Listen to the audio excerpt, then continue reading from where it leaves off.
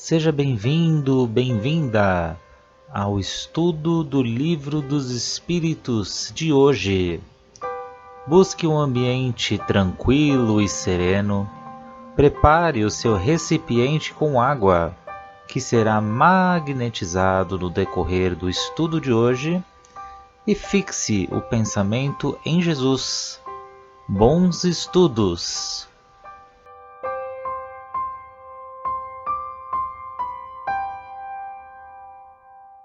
Muito boa noite a todos, sejam todos muito bem-vindos ao mais um estudo sobre o Livro dos Espíritos.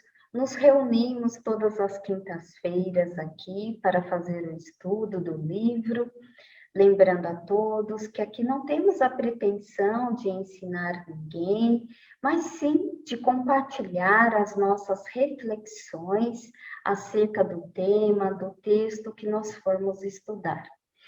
E para nós começarmos, vamos fazer uma prece, levando os nossos pensamentos, os nossos sentimentos ao nosso Mestre Jesus, ao nosso Deus, a toda a equipe espiritual, amiga. Vamos agradecendo por mais essa linda oportunidade de estarmos aqui reunidos para esse estudo, para essa reflexão sobre o Livro dos Espíritos, e pedimos a Ti, Mestre Jesus, pedimos humildemente que fique conosco esta noite, nos auxiliando, nos conduzindo para o melhor entendimento e reflexões, e que tudo transcorra num clima de muito amor, de muita paz e de muita harmonia. Que assim seja. Então, vamos dar continuidade à parte da introdução do Livro dos Espíritos. Hoje, nós vamos continuar do capítulo 7, né, Gerson? Gerson vai apresentar para nós alguns capítulos aqui. Boa noite a todos. Aqui a gente fez uma leitura e alguns breves comentários, destacamos aqui os pontos que identificamos ser mais relevantes. Então, agora retomando, né, que a gente já começou a dois encontros, no capítulo 7º, que diz sobre a ciência e o espiritismo, né? Aqui o Kardec ele já começa dizendo, né, a oposição das corporações científicas é para muita gente uma prova, pelo menos uma forte presunção contrária. Não somos os que levantam a voz contra os sábios, pois não queremos dar motivo a nos chamarem de imprudentes. Temos, pelo contrário, em grande estima, e ficaríamos muito honrados se fôssemos contados entre eles. Entretanto, sua opinião não poderia representar, em todas as circunstâncias, um julgamento irrevogável. Bom, aqui Kardec fala para é direcionado diretamente aos cientistas, né? Que naquela época eles negavam todo e qualquer fenômeno na qual eles não conseguiam provar, né? Explicar. Eles eram muito céticos, né? Até hoje eles são, né? Mas naquela época era muito mais, como nos falava de espiritismo, era muito mais rígido, né? A posição desses cientistas, né? Então, ele até diz aqui como, por exemplo, um anatomista, né? O anatomista, quando ele disseca o corpo humano, ele sai à procura dessa tal alma que os espíritos falam, né? E porque não a encontra com o seu bisturi, ele conclui que a alma não existe, né? Não existe. Isso em razão de colocar-se num ponto de vista exclusivamente material, né? Que era bem comum na época, na visão dos cientistas, né? Então, vê-se, portanto, que o espiritismo não é da alçada da ciência puramente dita, né? Propriamente dita.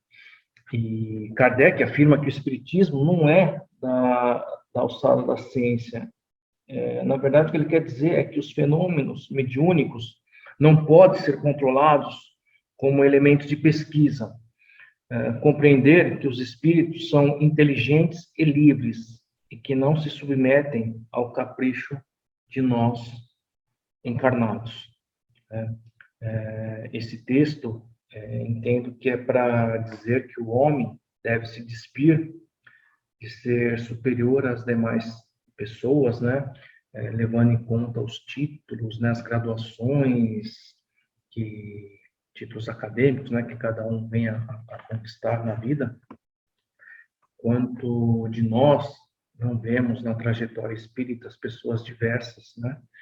E alguns com pouca ou sem formação em graduação, e até os mais graduados, mas pessoas de boa fé e boa vontade, de entender o que os espíritos nos trazem de ensinamento. É algo que, para mim, é a essência, né? Então, assim, a síntese. O espiritismo anda de mãos dadas com a ciência, pois trata da natureza, origem e destino dos espíritos, bem como de suas relações com o mundo corporal, mas não é aquela ciência que tem o controle das leis que regem o plano espiritual, né? Então, aqui, na verdade, a gente pode até pensar numa relação paralela entre o espiritismo e a ciência. Bom, indo para o 8º, que fala sobre perseverança e seriedade. Aqui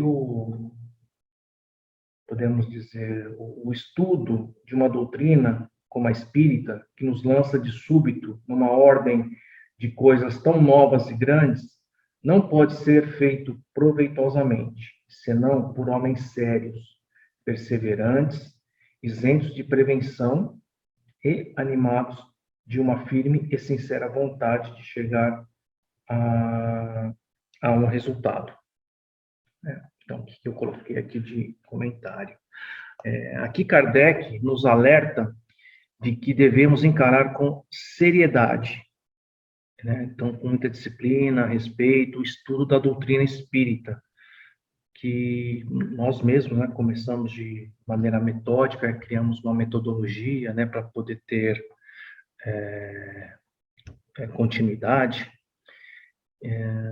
e séria, né, com vontade, ou seja, ler e refletir sobre os assuntos, não é só ler. O importante é refletir também o que diz cada assunto, cada ensinamento, cada leitura nossa. E quando não entendermos, que procuremos auxílio de outras pessoas, né? Por isso que é interessante esse fórum, né? Esse formato que a gente nos dispomos a fazer, que é estudo em grupo, né? Porque de repente não, né? Muitas vezes a gente fica com uma dúvida, mas um colega nosso, um amigo nosso pode vir a complementar ou a nos explicar, né? Então, quanto mais a gente tiver a oportunidade de estudar em grupo, é melhor, é mais proveitoso, né? Como o nosso agora, né? Perseverança, né? Perseverança, assiduidade, continuidade, regularidade, né? Evitar prevenções, né? Gosto de filosofia espírita, mas não acredito em espírito e nem na reencarnação, né? Então, ficar atento a isso. Firme e sincera, né? Então, a vontade de chegar a um resultado. Então, estudar para quê, né? Então, no final das contas, a gente tem como objetivo chegar na nossa reforma íntima, né? Nosso autoconhecimento. Então, aqui é o item 8.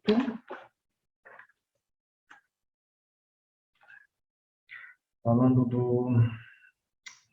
um ponto importante aqui que eu listei aqui na leitura é no final que ele fala: além disso, sejamos laboriosos e perseverantes em nossos estudos, para que os espíritos superiores não nos abandonem, como faz um professor com alunos negligentes. Então, ou seja, tem para todo mundo, né? Se a gente quiser estar atuando em esferas superiores, estejamos sintonizados em uma frequência superior. Se baixarmos, seremos atingidos por outros tipos de professores, né? Professores que não necessitamos, né? Bom, esse era o 8, 9. Fala sobre monopolizadores do bom senso, né? Então, nesse item, explica como foi dada as manifestações dos espíritos, trazendo as informações da doutrina espírita para Allan Kardec, né? Então, existiam médiuns de idades variadas, né? Quem teve a oportunidade, por exemplo, quem teve a oportunidade de assistir o filme, viu lá duas meninas, né? Duas crianças, né? Fazendo psicografia, né? Pessoas de idade mais avançadas. Então, eram médiuns de várias idades, lugares, países com línguas diferentes, né? Pessoas que não se conheciam. Então, portanto, não tinha como combinar respostas, né? E nem forjar as mesmas respostas. Eram pessoas que não tinham nenhum vínculo entre si, né? Então, mas recebia, através de sua mediunidade, a mesma informação dos espíritos, né? E Allan Kardec, ao receber essas informações, traduziu para sua língua, né? Que é o francês, né? E pôde-se observar, então, que tratava de um movimento da espiritualidade superior para trazer ao mundo, do nosso mundo aqui dos encarnados, a informação dos espíritos. Então, assim, a doutrina espírita tem a sua veracidade e autenticidade, né? Então, a gente viu, são mensagens que não são mensagens binárias, né? Sim, não. Eram realmente textos bem elaborados, autoexplicativos, bem escritos, e que isso deu toda a veracidade e a autenticidade. Foi em meio às oposições e controvérsias que, após alguns ilusionistas que foram usados, né, para tentar de alguma forma pegar uma farsa, né, a falha, que esses médiums poderiam utilizar, mas nenhuma técnica foi observada. Então, isso colocou os médiums acima de qualquer suspeita ou impostura, né? Então, isso aqui era o que eu peguei aqui na parte desse item 9. A partir do 10 foi você que fez, né, Nega? Sim. A linguagem dos espíritos e o poder diabólico.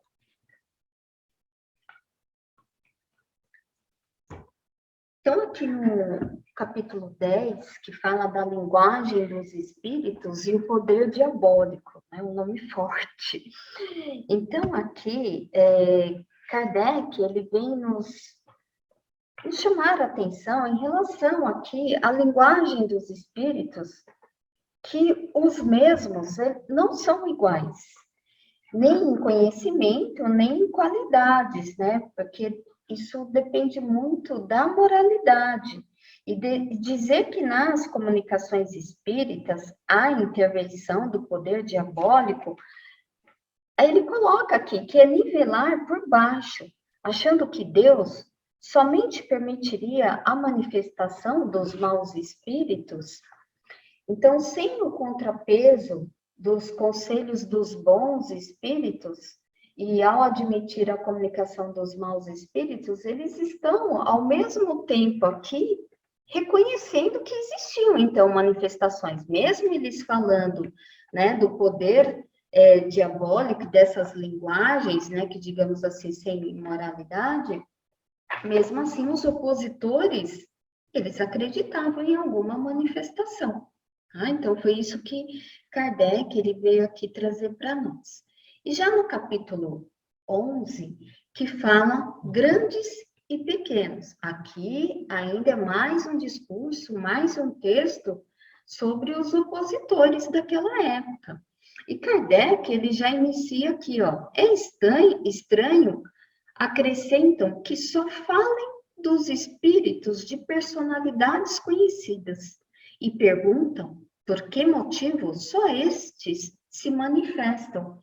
Então, dizem que somente se fala com espíritos de pessoas conhecidas. Isso demonstra que não está a par do que acontece nas sessões mediúnicas, porque a maioria dos espíritos não eram conhecidos, né? Eram desconhecidos. E quanto ao fato de serem espíritos ilustres que se comunicavam, isso era muito relativo, né? Pois nem sempre o que foi grande na Terra e no mundo é no mundo espiritual. Então, a cada um as suas obras. Então, Kardec até lhe traz isso, que ele diz aqui, né?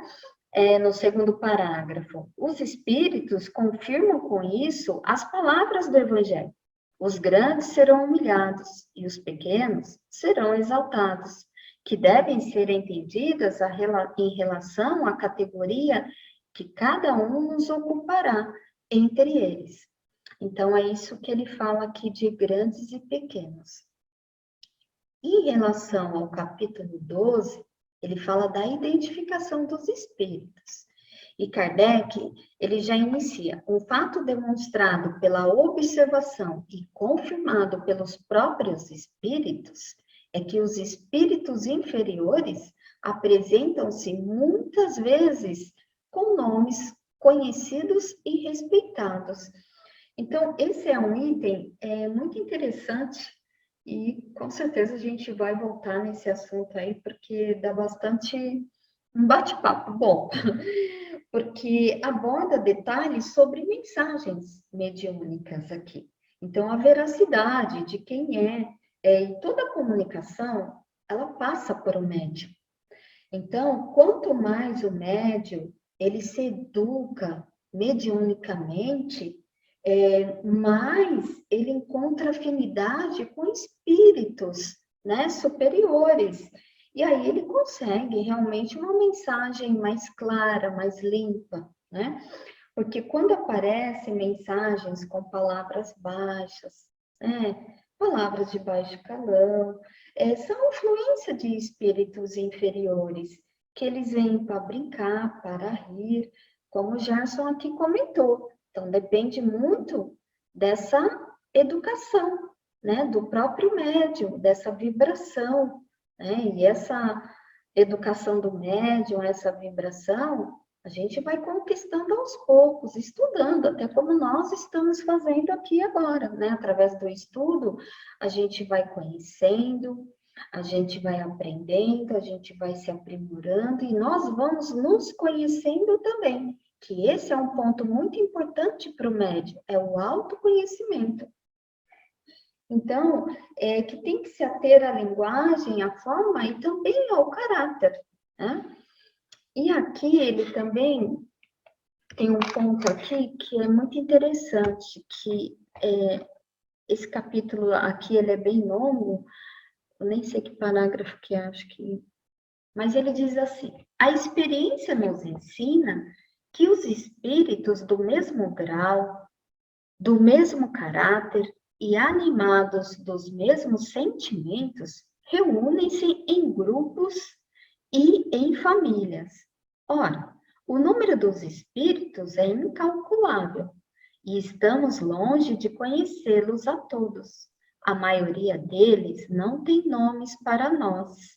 Um espírito da categoria de Fênelon, ele foi aqui na Terra um teólogo católico, poeta, ele foi escritor e era francês, né? E ele tinha os seus ideais bem liberais, quanto na política, quanto na educação, e que ele se esbarrava, né, contra a igreja e contra o Estado.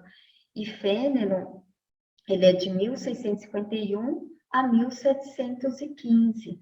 E aí ele fala, porque Fênelon estudando o Evangelho segundo o Espiritismo, nós ali vemos também muitas instruções dos Espíritos, onde Fenelon traz para nós grandes ensinamentos. Então, por isso que ele cita aqui nessa introdução, que espírito da categoria de Fenelon pode vir em seu lugar, às vezes com seu nome, porque é idêntico a ele e pode substituí-lo, e porque necessitamos de um nome para fixar as ideias. Então, nós encarnados, nós precisamos de um nome, né? Mas quem deu uma mensagem? Quem é? Mas esses espíritos, eles formam também um grupo, e é um grupo de trabalho, assim como nós estamos aqui, né? Então, um pode substituir o outro. Então, é isso que ele diz aqui. Mas o que importa, na verdade, que um espírito seja realmente o de Fenelon, ele faz essa interrogação, desde que só diga boas coisas e não fale senão como faria o próprio Fenelon, é um bom espírito. O nome sob o qual se apresenta é indiferente e nada mais é, frequentemente, do que um meio para a fixação das nossas ideias. Então, a gente tem que se ater muito ao teor da mensagem. O que essa mensagem quer nos dizer?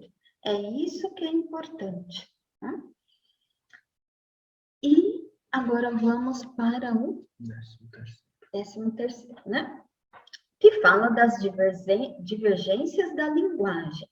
Então, Kardec, aqui no segundo parágrafo, ele fala assim: sendo os espíritos muito diferentes uns dos outros quanto ao conhecimento e à moralidade, é evidente que a mesma questão pode ser resolvida por eles de maneira contraditória, de acordo com suas respectivas categorias, como fariam entre os homens, um sábio, um ignorante ou um brincalhão de mau gosto. Então, nesse item aqui, Kardec, ele não chama atenção para essa linguagem, que a palavra é importante, e para nós atermos realmente a mensagem, o que está querendo nos dizer. Então, por exemplo, quando a gente assiste a um filme, se você assiste um filme em português e depois você assiste em inglês, né, a linguagem é diferente. Na tradução pode ter algumas palavras ali diferentes, mas a mensagem é a mesma. Isso aí não vai mudar. Né? Então, a gente tem que analisar, ele reforça aqui que a gente tem que analisar o teor da mensagem. E que esses espíritos, né, eles podem pegar a mesma questão, mas de acordo com o espírito, um vai dar uma resposta A, o outro vai dar uma resposta B. Então, a gente tem que ter esse estudo para saber discernir. Né? E também aqui, ele diz que os espíritos, eles são diferentes uns dos outros. Assim como nós aqui encarnados somos diferentes uns dos outros, né? Quanto à evolução, ao entendimento, à moralidade. Então, que isso não difere. Então, isso vale a gente refletir que quando há o desencarne, a gente vai do jeito que está aqui. Então, não adianta uma pessoa que não tinha tanto conhecimento, que ele vai chegar lá no plano espiritual e já vai ter todos os conhecimentos. Não, ele vai continuar também aí a jornada dele. Né?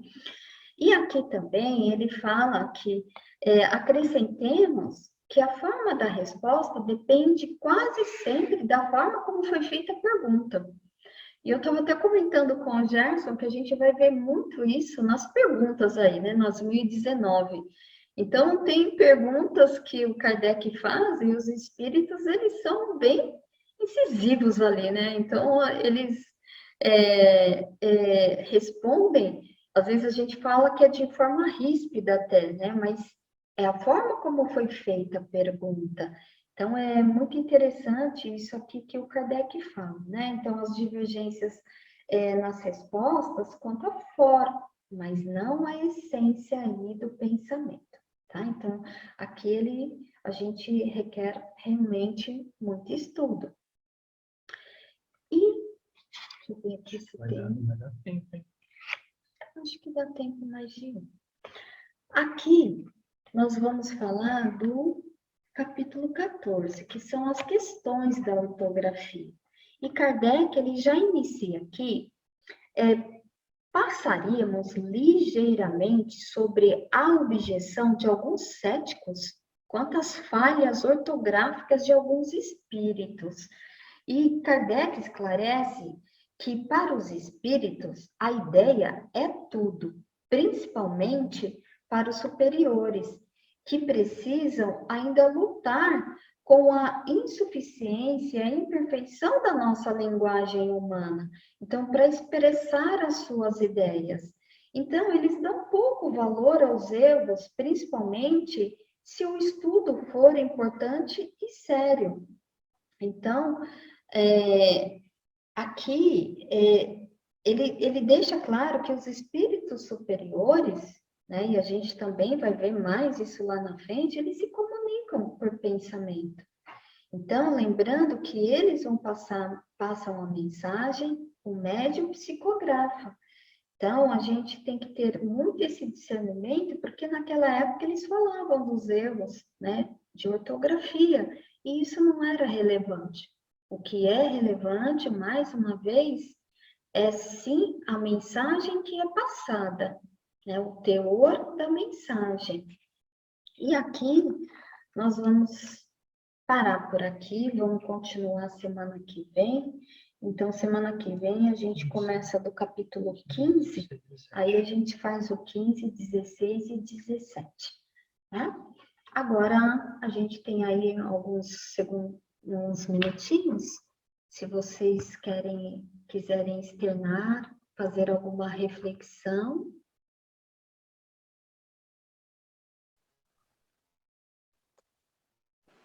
Pode falar, Sueli. Assim, eu queria notar, por exemplo, a importância assim, que se dá muito ao nosso estudo, né? Para não confundir mesmo a mediunidade, que a gente sabe que existe vários casos, a gente não confundir, não levar o errado pelo certo, a importância de estudarmos, né? E eu acho assim, a importância no momento atual, porque está surgindo muitas mensagens, sabe, que você lê, tá? E se você não tem um estudo, a gente pode, né, entrar num barco furado, porque a gente vê, morreu uma pessoa hoje, um famoso, no dia seguinte já tem uma psicografia.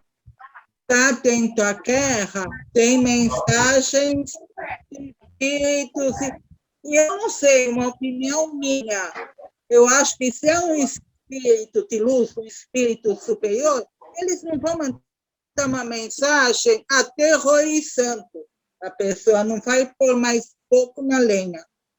Então, eu acho assim, o estudo né? E a nossa reforma também, mudando um pouco por vez, né? Na medida do possível. Para a gente saber onde nós estamos pensando, o que estamos ouvindo e o que estamos falando também, não é só isso. Né? Então, assim, eu queria só ressaltar realmente a importância do estudo, que vai ajudar também no nosso equilíbrio na mediunidade. Isso mesmo. Falei mais que a pouco. Imagina, obrigada, Sueli. Suzeli, temos ainda alguns minutinhos aqui. Não, eu só queria parabenizar o casal, né, pela exposição, muito bem feita, muito esclarecedora. Quero parabenizá-los nesse momento. Obrigada, Suzeli, obrigada. Alguém mais?